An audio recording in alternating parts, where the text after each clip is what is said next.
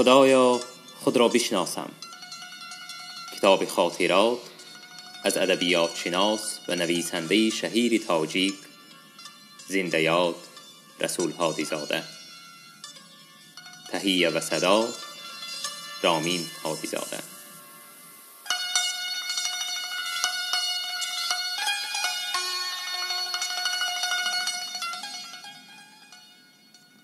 از ارنبورگ تا پتربورگ.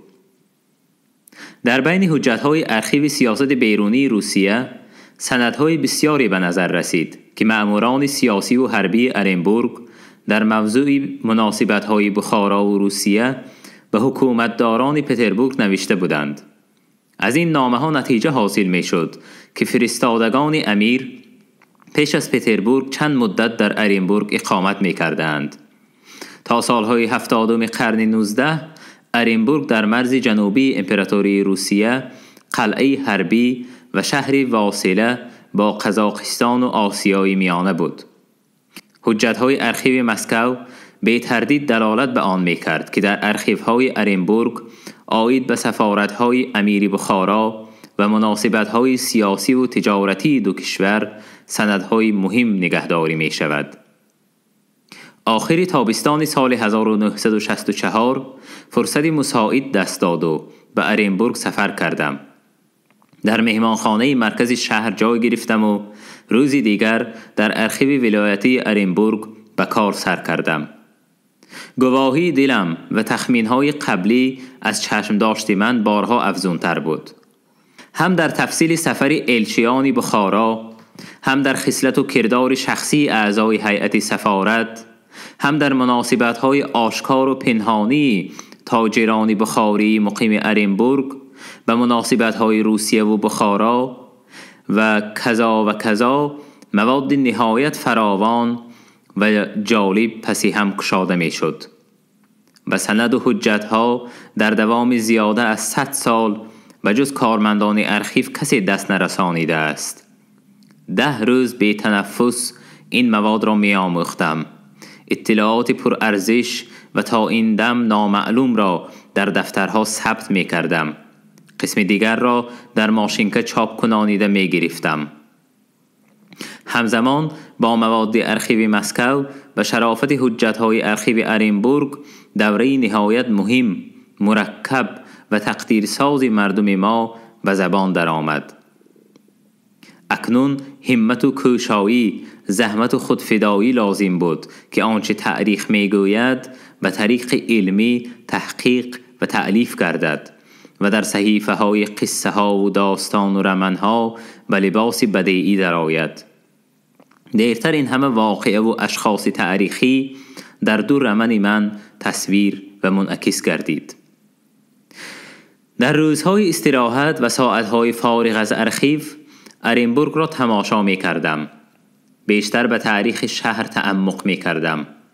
در فضای شهر صدای تاریخ را می شنیدم و روح عصرهای گذشته را در ضمیر دل می دیدم.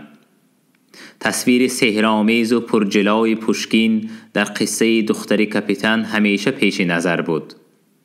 برابر این سیمای تاجران و مباشران بخاری و سمرقندی، تاشکندی و خوقندی در لباس رنگارنگ و دستارهای ملون، شتر و اسب‌های پربار و تیم و سراهای سوداگران روس و تاجیک و قزاق و تاتار و باشقرد، گفتگوی مردم گوناگون زبان، صدای اذان مسلمانی و زنگوله‌های کلیساهای مسیحیان، حین سیر و گشت شهر در تفکر متصور می‌گشت.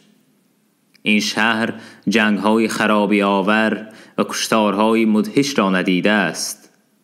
زمامداران و گنرال‌های روس این شهر را همچون حلقه‌ای به هم پیوستن شرق و غرب، همچون قلعه استحکام مناسبت‌های مسالمت‌آمیز روسیه با کشورهای همسایه جنوبی استفاده می‌بردند. شهر خود مرکز ملت و قوم‌های گوناگون بود. تاجران و کارگزاران آسیای میانه در محل سکونت داشتند که مشهور به گذری بخاریان بوده است. کوچه‌ای که در سالی سفرم با نام بخارسکه در محل آباد شهر واقع بود، شاید بازمانده همان گذر باشد.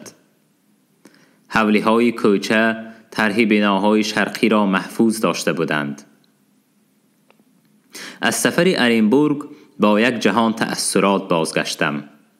این سفر عزم و نیتی مرا باز هم قوی‌تر کرد که درباره احمدی دانش، درباره بخارای آن دور، درباره مناسبت‌های روسیه و بخارا نه یک کتاب بلکه چند اثر علمی و رمن و قصه‌های تاریخی نوشتن لازم است. آموزش احمدی دانش تنها عبارت از جستجوهای روزگار و فعالیت علمی و دولتی وی نبود. این همه ظاهری مسئله بود. برابر همین به جهان تفکر و اندیشه و اعتقاد و عقاید این شخص، به جهان شناخت مسئله های اجتماعی و سیاسی عصرش وارد گشتن لازم بود. برای این آثار بازمانده دانش را پیدا کردن، آن را صحیفه به صحیفه، سطر به سطر خواندن و فهمیدن کلید همه مشکلات به شمار می رفت. وقتی که به این کار شروع کرده بودم، در علم بجز نوادر باز 2-3 رساله وی معلوم بود و بس. در جریان کار از ذخیره دستنویس‌های انستیتوت شرقشناسی تاشکند چند دفتر خاطرات و یادداشت‌های مختلف مؤلف به دست آمد. باز یک دستنویس اثری مکمل عبارت از باب و فصل‌های گوناگون پیدا شد که کارمندان کتابخانه شرطاً بیاض منصور نامگذاری کرده بودند. این نسخه و 2 دفتر یادداشت و خاطره های مؤلف را فتوکپی نمودم. همه این مواد پرارزش و پرمحتوا دانش و اطلاعات مرا در شناخت دانش توسعه و تکمیل داد. ولی همه این هنوز زمینه اصلی فهمیدن عقاید و افکار دانش نبود. گشایش جهانی معنوی احمدی دانش تنها در نتیجه خواندن و فهمیدن، این را مخصوصاً تأکید می کنم، اثری اساسی و نوادر الوقایع دست می دهد. به این باور قطعی پیدا کردم و به این کار عزم و جزم سخت نمودم. به خواندن و آموختن نوادر سال 1956 شروع کرده بودم. بعد از به طبع رسانیدن پاره‌های این اثر، سال 1957 پیوسته به آموختن اثر مشغول بودم. تا سال 1966 نوادر را 5 یا 6 مراتب خوانده برآمدم و هر بار از معنی و مضمون اثر عمیق‌تر آگاهی و دانش حاصل می نمودم. برای درست‌تر و باز هم زیادتر فرا گرفتن مندرجات اثر، تألیفات متفکر و فیلسوفان گذشته را از قبیل فارابی، ابن سینا، غزالی، نصرالدین طوسی، سعدی، رومی، بیدل به قدر حال و دانشم مطالعه می نمودم. در نتیجه می توان گفت ماهیت و موضوع و محتویات این اثر را از خود نمودم. در این کار از دانش پخته پدرم در قرآن و فلسفه رومی و بیدل نیز بهره بردار بودم. خلاصه سخن این است که در میانه‌های سالهای 60 به نوشتن کتاب علمی درباره احمدی دانش خود را آماده می دیدم. فقط شرایط و وضع مساعد ضرور بود که به این کار شروع کنم.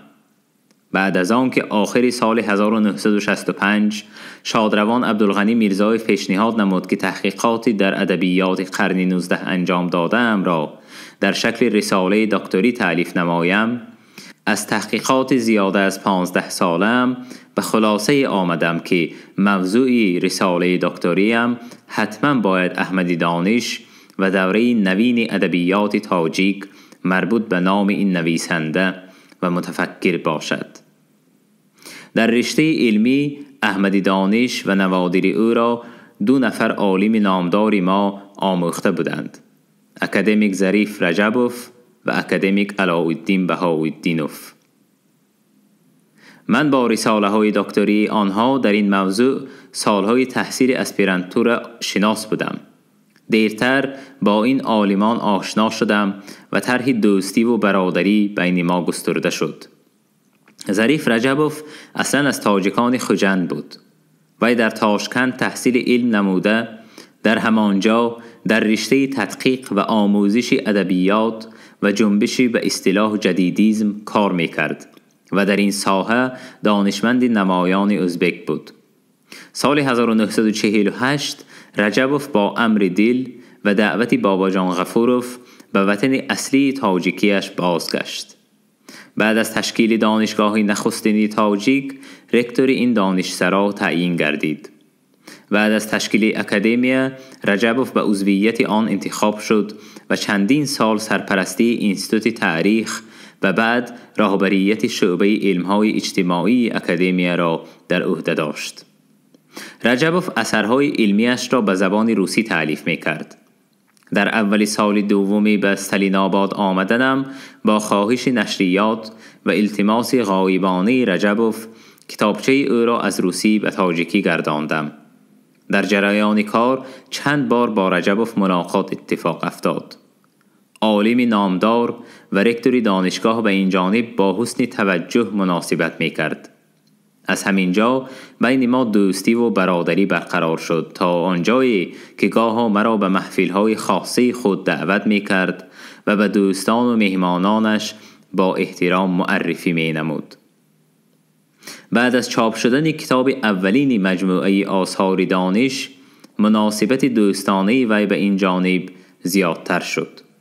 می گفت که تنها یک طرف آثار دانش را ارتباطاً با افکار سیاسی و اجتماعی نویسنده آموخته است.